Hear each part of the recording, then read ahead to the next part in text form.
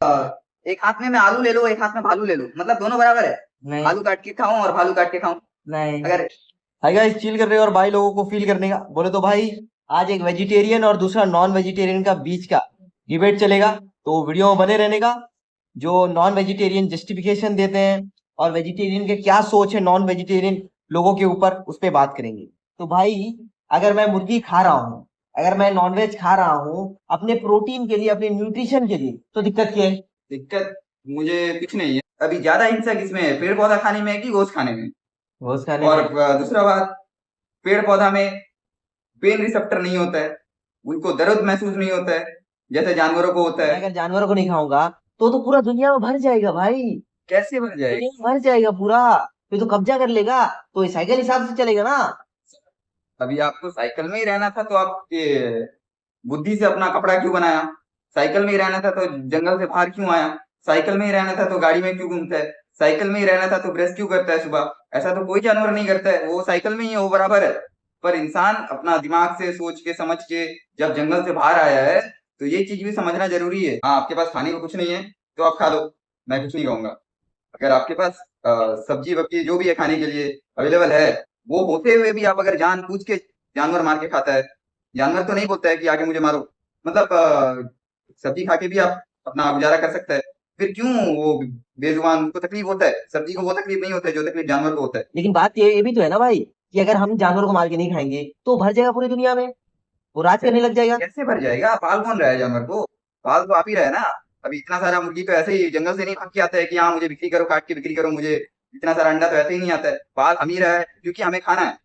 पाल रहा है, खा रहा है, पाल रहा है, खा रहा है, उसको जन्म देता है। अभी हम लोग कोई मशीन तो नहीं बनाया है कि ऐसा होएगा उसको दर्द नहीं देगा। जन्म देता है, उसको दर्द होता है। उसको पालने के लिए उतना जगह चाहिए, जंगल कट रहा है। उतना अनाज चाहिए उसको खिलाने के लिए, उतना पानी चाहिए। तो इतना सारा नुकसान करके आप 1 किलो गोश्त खा रहे हैं। पता है 1 किलो गोश्त बनने में कितना अनाज लगता है, कितना पानी लगता है? तो ये सब क्यों नुकसान करना है? हम डायरेक्ट ही अनाज खा सकते हैं, अनाज में उससे ज्यादा प्रोटीन मिलेगा आपको।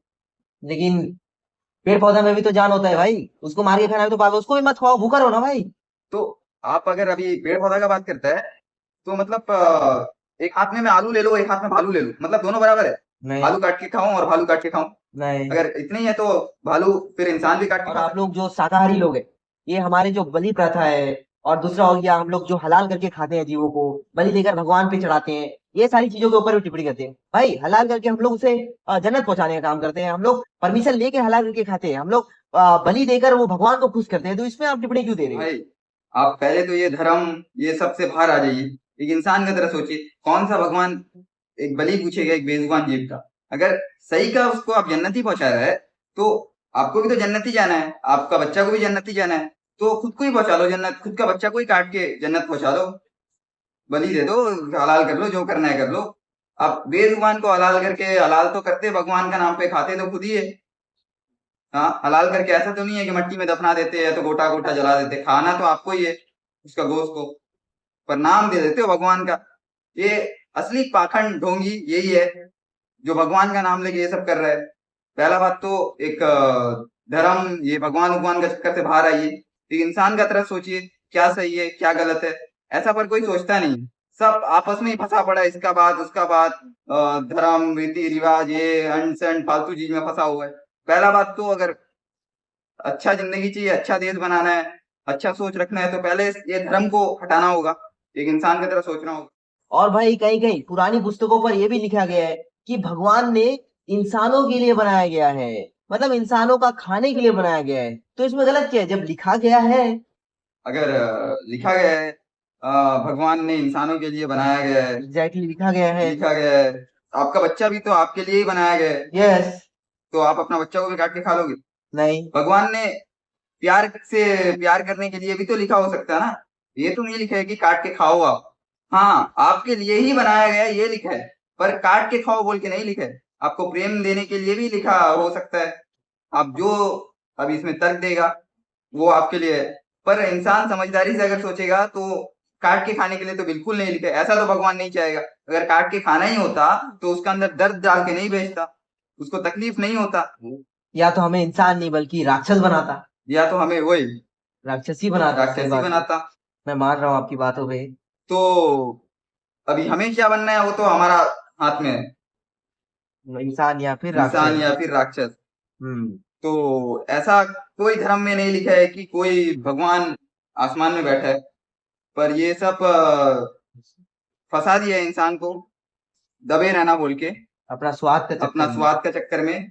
लेकिन ये बताइए, आप इतने पढ़े लिखे डॉक्टर्स आज ये सलाह देते हैं अपने मरीजों को कि भैया तुम्हें जाकर अच्छा अच्छा गोश्त खाना है, तुम्हें जाकर दूध पीना है, तुम्हें जाकर अंडा खाना है, तो इस पर आप क्या कहेंगे? उन लोग नीट पास करके एमबीबीएस किया हुआ पर्सन है, तो वो क्यों ये सलाह देते पहला बात तो डॉक्टर भी एक इंसान ही है, हैं? एग्जैक्टली। उसे डॉक्टर बनना था, पढ़ लिख के डॉक्टर बन गया, ठीक है।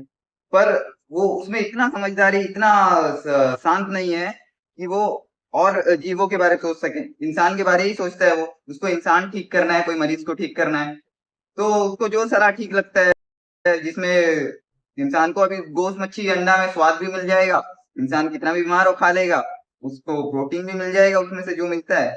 तो मतलब दया का भाव नहीं है उसमें। दया का भाव नहीं है उसमें। पहला बात तो दुनिया में सबसे बड़ा चीज दया ही है। ठीक है भाई, आपने मुझे इतना कुछ बताया और मैंने सुना। अब मुझे ये बताइए कि अगर नॉनवेज नहीं खाएगा तो हाँ, क्या हो जाएगा ऐसा? क्या हो जाएगा? कुछ नहीं होएगा, ऐसा तो कुछ होएगा नहीं, नॉनवेज नहीं तो जब खाएगा। कुछ होगा ही नहीं तो खाने में दिक्कत है। ऐसा मतलब हमारे लिए कुछ नहीं होगा ऐसा। देखिए मैं 6 साल 7 साल से नहीं खा रहा हूँ, मैं एकदम फिट बैठा हूँ। हाँ, हो जाएगा अगर आप नहीं खाएगा, तो बाकी जो जीव जंतु है इनके लिए बहुत अच्छा हो जाएगा। हमारा क्लाइमेट चेंज ज्यादा से ज्यादा सुधर जाएगा, क्योंकि क्लाइमेट चेंज का ना दूसरा रीजन पता कर लीजिए आप किधर भी। दूसरा रीजन हम लोग जो ये गोश्त मच्छी मांस का यूज करते हैं इसके वजह से, क्योंकि इतना सारा अनाज उगाना है।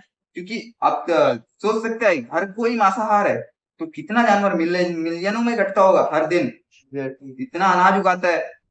तो ये सब प्रकृति थोड़ा ठीक होगा अगर हम मांसाहार नहीं करेगा तो। इतना जंगल कटता है, इतना डेली करोड़ों में जानवर मछली जो भी मारा जाता मतलब है, ये क्रूरता खत्म हो जाएगी, क्रूरता खत्म हर हो एक जाएगा, दयालु बन जाएगा, दयालु बन जाएगा, और सब शांति से जिया जा सकता सब है। शांति से जिया जा सकता मतलब है, दुनिया स्थिर हो जाएगा, यही है मतलब। दुनिया स्थिर हो जाएगा। तो गाइस, ये आज का वीडियो था वेजिटेरियन और नॉन वेजिटेरियन। वेज क्यों नहीं खाना चाहिए, नॉन वेज खाने से क्या होता है और नॉन वेज नहीं खाने से क्या हो जाएगा। वीडियो अच्छा लगे तो गाइस फॉलो कीजिए, और हो सके जितना भी लोग इस वीडियो को देख रहे हैं कोशिश कीजिए वेज खाए, वेज का सेवन करें, नॉन वेज को छोड़ दीजिए, ताकि हर जीव शांति के साथ जिए।